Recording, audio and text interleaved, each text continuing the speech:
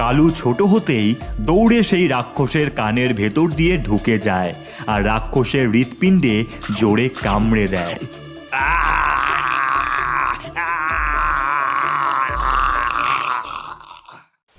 চৈত্র মাসের শুরুতেই হ্যাংলাপুর গ্রামে শুরু হয়েছে মেঘ ভাঙা বৃষ্টি।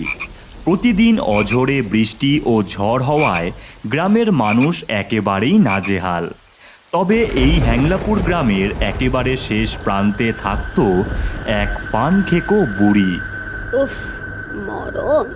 এই বৃষ্টি থামার কোনো নাম গন্ধই দেখছি না।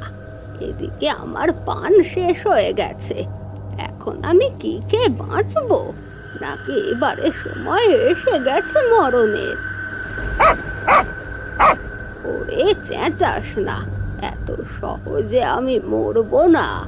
শুনেছি পাশের গায়ে এই বৃষ্টিতেও অনেক পান বিক্রি করছে, ওখানে যেতেই হবে।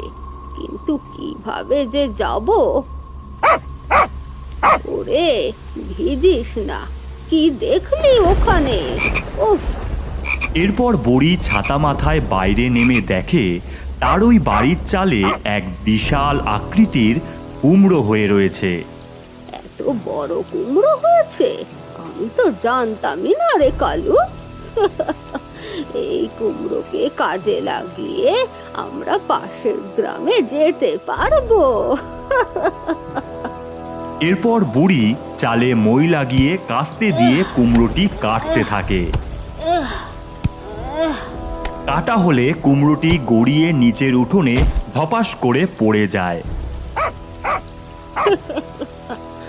এইবারে তৈরি হবে আমার কুমড়োর বাড়ি।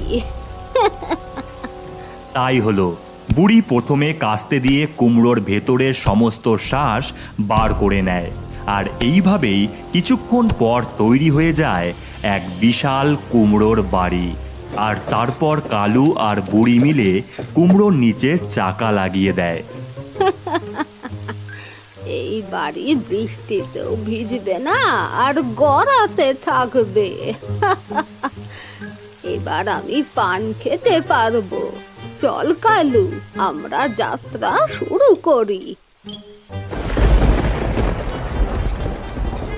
প্রবল বৃষ্টির মধ্যেই ঘন জঙ্গলের ভেতর দিয়ে বুড়ি ও তার কালু কুমড়োর গাড়ি করে চলতে থাকলো। কালু, ভীষণ মজা হচ্ছে বল, কিন্তু এটা ভোলা বাঘের জঙ্গল, এখানে অনেক বাঘ